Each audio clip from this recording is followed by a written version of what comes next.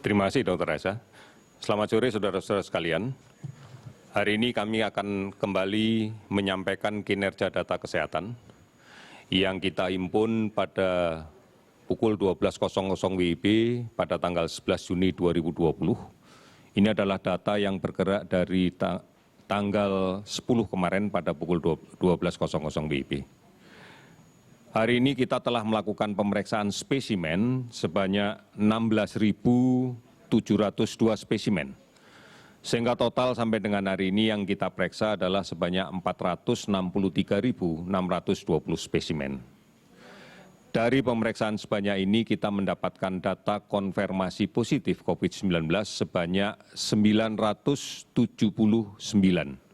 Sehingga total sekarang ini akumulasi kasus positif kita menjadi 35.295 orang. Kalau kemudian kita teliti lebih lanjut, besaran angka ini kita lihat pada beberapa provinsi yang masih cenderung tinggi, di antaranya adalah Jawa Timur. Hari ini melaporkan ada 297 kasus positif baru, meskipun juga dilaporkan ada 112 kasus yang sembuh. Kemudian Sulawesi Selatan, hari ini menambahkan kasus konfirmasi positif sebanyak 141 orang dan tidak ada laporan yang sembuh pada hari ini. Kemudian DKI Jakarta 128 kasus baru dan 144 kasus sembuh. Kalimantan Selatan 69 kasus baru dan 36 kasus sembuh. Sumatera Utara 45 kasus baru dan 12 kasus sembuh. Data selanjutnya dari provinsi ini kita mendapatkan 18 provinsi yang melaporkan kasusnya di bawah 10. Bahkan ada 9 provinsi dengan kasus 0, artinya tidak ada laporan kasus baru. Hal-hal yang cukup mengembirakan diantaranya Sumatera Selatan meskipun hari ini melaporkan 42 kasus baru, dilaporkan juga 55 orang sembuh. Kemudian Nusa Tenggara Barat. Hari ini melaporkan 11 kasus, ini lebih rendah dibanding kemarin, dan melaporkan kasus yang sembuh ada 44 orang. Kalimantan Barat hari ini tidak ada kasus baru, tetapi ada dilaporkan 7 kasus sembuh. Saudara-saudara, kalau kemudian kita rinci lebih lanjut pada masing-masing provinsi, sebagai contoh misalnya Jawa Timur, DKI Jakarta, Sulawesi Selatan, spesimen yang kita terima lebih banyak spesimen dari hasil kontak tracing yang saat ini sangat agresif dilaksanakan oleh Dinas Kesehatan setempat. Ini adalah bagian dari arahan yang diberikan oleh Presiden bahwa sumber penularan yang ada di masyarakat harus dicari, yaitu dengan melakukan kontak tracing dan kemudian melakukan pemeriksaan. Sebagian besar dari kasus yang kita temukan dan kemudian positif pada kontak tracing adalah kasus yang tanpa gejala atau dengan gejala yang minimal yang dipersepsikan bahwa yang bersangkutan tidak mengalami sakit apapun. Inilah pentingnya bahwa kasus ini harus segera kita edukasi untuk bisa melaksanakan isolasi secara mandiri. Karena kalau tidak, ini akan menjadi sumber penularan yang ada di tengah masyarakat. Oleh karena itu, kami mengingatkan kembali bahwa pada kasus-kasus tanpa gejala yang sudah terkonfirmasi positif dari pemeriksaan PCR atau melalui TCM, harus melaksanakan dan mematuhi protokol isolasi mandiri yang ketat. Karena kalau tidak, ini akan bisa menjadi sumber penularan untuk masyarakat sekitarnya. Total kasus sembuh sampai dengan hari ini yang kita rekap adalah 507 orang.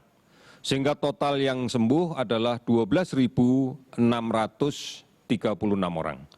Meninggal 41 orang sehingga total yang meninggal sampai dengan hari ini adalah 2.000 orang. Saudara-saudara, 424 kabupaten kota telah melaporkan ada kasus positif terkonfirmasi di 34 provinsi. Ini yang harus menjadi perhatian kita, meskipun cukup banyak provinsi yang berada di Indonesia dengan kasus di bawah 10 dan beberapa provinsi yang kecenderungan data kenaikannya tidak terlalu signifikan, artinya berada pada putaran angka itu.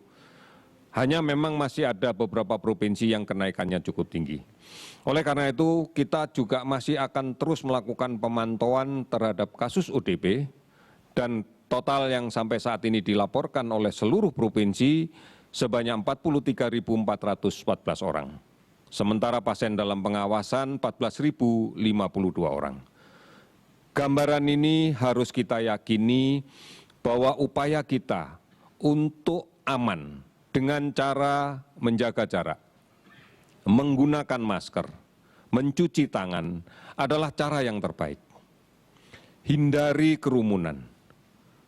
Karena dari kontak tracing yang kita lakukan, seringkali kita tidak bisa mengidentifikasi siapa yang kontak dekat dengan dia karena berasal dari kerumunan. Kita lihat beberapa kejadian kerumunan masyarakat di pasar, kemudian di tempat-tempat tertentu, ini yang memberikan ruang bagi memungkinkannya proses penularan. Oleh karena itu, menjaga jarak dan menghindari kerumunan sesuatu yang penting. Dan dari beberapa data yang kita dapatkan, penggunaan masker yang tidak benar juga berkontribusi terhadap penularan ini. Kita masih sering melihat masyarakat menggunakan masker hanya menutup hidungnya, tidak menutup hidungnya, hanya menutup mulut, tidak hidung.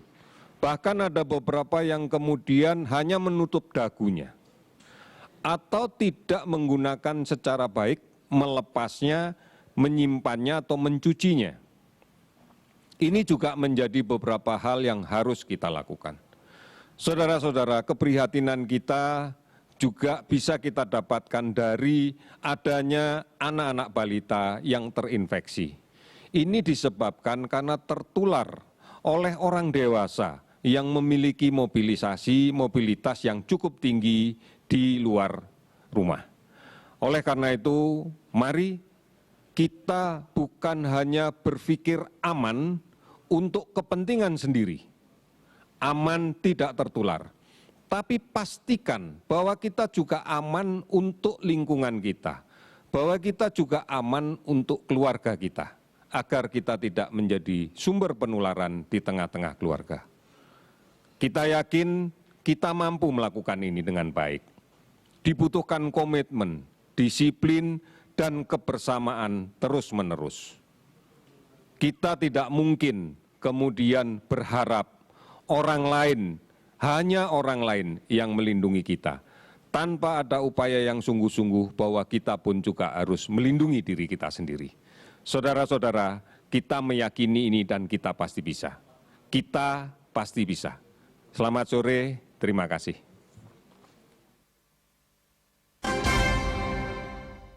Ya pemirsa, baru saja kita menyaksikan bersama pernyataan pers perkembangan sebaran COVID-19 di Indonesia. Berdasarkan data sore ini, jumlah total kasus positif corona mencapai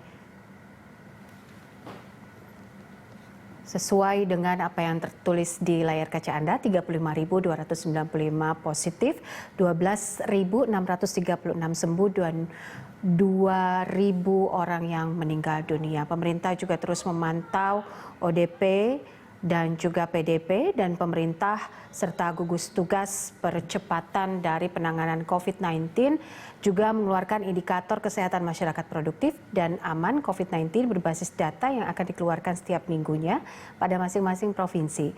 Selain itu, pimpinan daerah juga dapat mengetahui kenaikan kasus berdasarkan zona resiko. Ketua Gugus Tugas Penanganan COVID-19 Pusat menunjuk kepala daerah sebagai ketua gugus daerah serta dapat berkoordinasi dengan tim pusat.